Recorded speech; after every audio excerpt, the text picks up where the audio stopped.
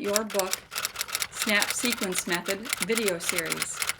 In today's video, we are going to talk about where to write. So by now, from videos number 1, 2, and 3, you should have come up with an idea, and I called that in video 1 your story origin. So you should have come up with some kind of an idea and an outline for your book. In video number 2, we learned how to create a codex, which is kind of a compendium of all of your notes and outlines for your book. And in video number 3, we talked about starting a Scrivener file. And Scrivener is a type of software that I use to write pretty much everything that I write. It's great for keeping track of everything. And I went into that a little bit. I do hope you've had time to go to YouTube and search for Scrivener and see some videos and tutorials on it. I'm sure if you did, you've already downloaded Scrivener and you're already on your 30-day free trial. So today we're going to talk about where to write. And if you go on Pinterest and type in like writing niche or writing corner or writing studio or something like that, you'll see all kinds of really cool ideas. But I have made it a point of not letting myself develop any kind of superstition about where I need to write. I wanted to be able to write anywhere. So my superstition centers more around what I need to write. So I need my laptop, and I need it to have Scrivener on it, of course. I need my codex just to keep myself on track and know what I'm going to be working on that day. And I need my bullet journal, which just looks like this. It can look like anything really, but if you don't have a bullet journal yet or you've not heard of one before, I really urge you to go to YouTube again and Pinterest and type in bullet journal and check it out. It is hands down the best journal planner I've ever had. And I kind of use it as an ongoing brain dump and to-do list and project manager.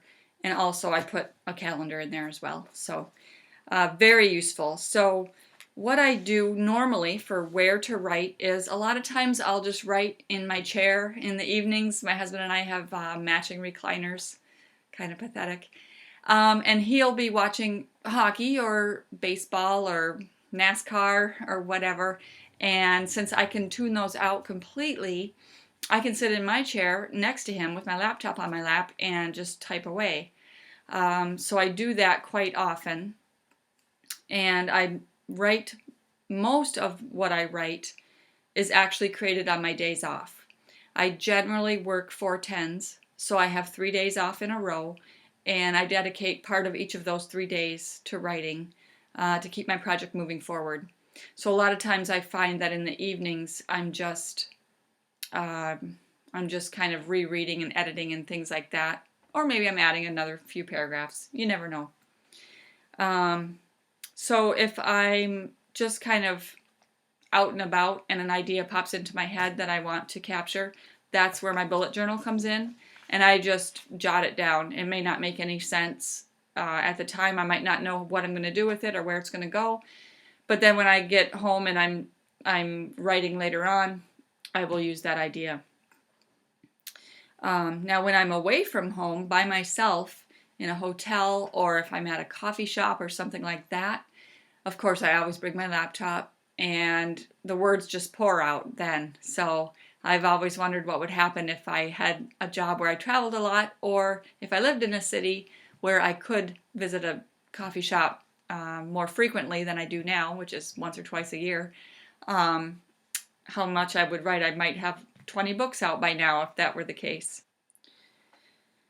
It takes trial and error to learn where you do your best work. You might well be one of those people that has to have your little writing niche and have your desk all set up where you can walk away from it for a while but come back and it's still there, all set up and ready for you with your post-it notes handy and your index cards and your pens, special pens. A lot of writers have special pens that they need.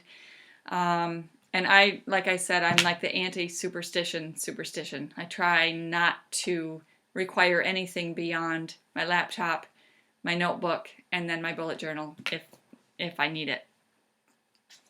But I guess at the very basic needs, you do need a flat surface, whether that's just your lap or a desk, and you're going to need your laptop or a desktop computer, although that would really make me feel like I was chained down. Your notebook, which is your codex, your pen. Make sure you have pens. This one's my favorite right here. It's called a Zebra F301. It's a clicker pen, and it's black fine point. That's my favorite right now, but I did go through a phase where I had to use the Sharpie pens for everything. And you'll need your files. You know, the files, you don't have to carry them around, but you'll want a file drawer for all of your writing to keep it, just to keep everything kind of corralled for you. And then whenever you feel like you don't know what to write about, you just go to that drawer and just sift through it, and all kinds of things will pop into your head. This was a very short video, and your homework for this video is just to figure out what it is you need to be able to write. Do you need your own stationary writing studio niche or corner in your house? Or can you be a writer on the run and just have your laptop and your codex and a pen and a bullet journal and just write that way, kind of write helter-skelter sort of, and then just kind of put it together later. Thank you for viewing videos 1 through 4. I hope your project is starting to come along nicely. And I'm looking forward to video number 5, where we're going to talk about setting a writing schedule so we can keep you on track and keep your momentum going.